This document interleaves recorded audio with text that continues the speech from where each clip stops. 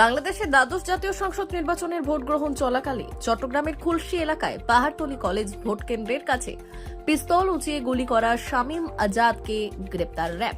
তার কাছ থেকে একটি বিদেশি পিস্তল ও 2 রাউন্ড গুলি উদ্ধার করা হয়। পাহাড়তলী ডিগ্রি কলেজ কেন্দ্র এলাকায় কিছু দুষ্কৃতিকারী নির্বাচনী পরিবেশে বিঘ্ন ঘটানোর উদ্দেশ্যে আগ্নেয়াস্ত্র প্রদর্শন করে জনমনে আতঙ্ক সৃষ্টির লক্ষ্যেই গুলি বর্ষণ করে। এই গুলিবর্ষণের ঘটনায় শান্ত বড়ুয়া এবং জামাল নামের 2 জন গুলিবিদ্ধ হন। পরে স্থানীয়রা তাদের উদ্ধার করে চট্টগ্রাম মেডিকেল কলেজ হাসপাতালে নিয়ে ভর্তি করে। এই ঘটনায় চট্টগ্রাম মহানগরীর খুলশী থানায় একটি মামলা দায়ের করা হয়।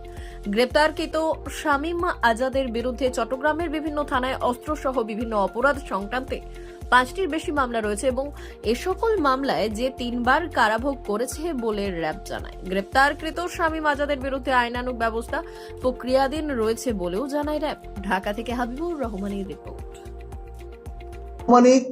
সকাল 10:30টার দিকে পাহাড়তলী এলাকার যে ডিগ্রি কলেজ রয়েছে এই কেন্দ্রটি অর্থাৎ চট্টগ্রাম 10 আসনের পাহাড়তলী ডিগ্রি কলেজ যে কেন্দ্রটি রয়েছে এই কেন্দ্রের সামনে হঠাৎ করে একদল দুষ্কৃতিকারী সন্ত্রাসীরা প্রথমত দেশীয় অস্ত্র সহ যারা সুস্থ ও স্বাভাবিকভাবে ভোটাধিকার প্রয়োগ করছিলেন তাদের উপরে হামলা চালায়।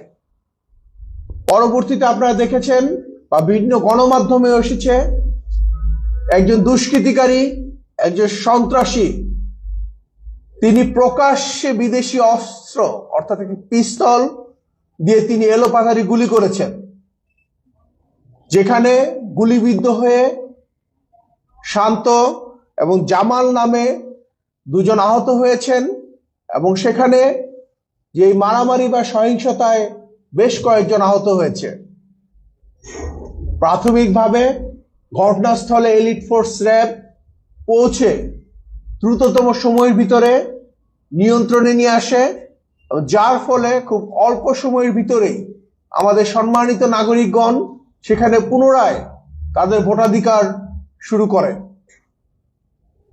এই ঘটনার প্রেক্ষিতে আপনারা জানেন খুলশী থানায় একটি মামলা দায়ের করা হয়েছে এবং এই 7 তারিখের যে দেশব্যাপী একটি সুষ্ঠু ও নিরাপদ যে ভোট অনুষ্ঠিত হয়েছে সেখানে এই ঘটনাটি গণমাধ্যমে ব্যাপকভাবে আলোচিত বা সমালোচিত হয়েছে। র্যাব ফোর্সেস উক্ত ঘটনার সাথে যারা সরাসরি জড়িত অর্থাৎ যে গুলি বর্ষণকারী সেই ব্যক্তিকে আইনের আওতায় নিয়ে আসতে গোয়েন্দা কার্যক্রম শুরু করে। এরই ধারাবাহিকতায় মূলত র্যাব সদর দপ্তরের গোয়েন্দা শাখা ও র্যাব 7-এর আভিযানিক দল গতকালকে রাতে সীতাকুণ্ডের কুমিরা এলাকায় অভিযান পরিচালনা করে দ্বাদশ জাতীয় সংসদ নির্বাচনের সেই চট্টগ্রাম 10 আসনের সে পাহাড়তলী ডিগ্রি কলেজ এলাকার সামনে সেই 7 তারিখ সকাল 10:30টায় যেই ব্যক্তি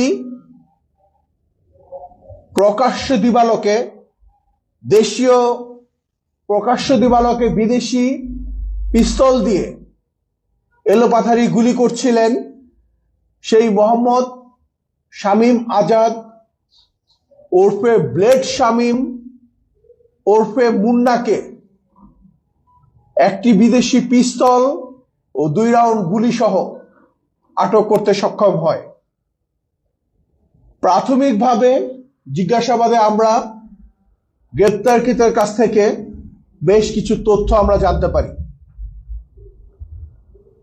গ্রেপ্তারকৃত ব্লেড শামীম, যাকে কিছু কিছু গণমাধ্যমে ব্ল্যাক শামীম হিসেবে উল্লেখ করা হয়, সে মূলত মিরেশ্বরাই এলাকার স্থায়ী বাসিন্দা এবং বেশ কিছু যাবৎ খুলশী এলাকা এবং তার আশেপাশে বিভিন্ন এলাকায় সে উচ্ছৃঙ্খল জীবনযাপন ও সন্ত্রাসী কার্যকলাপ করে আসছিল।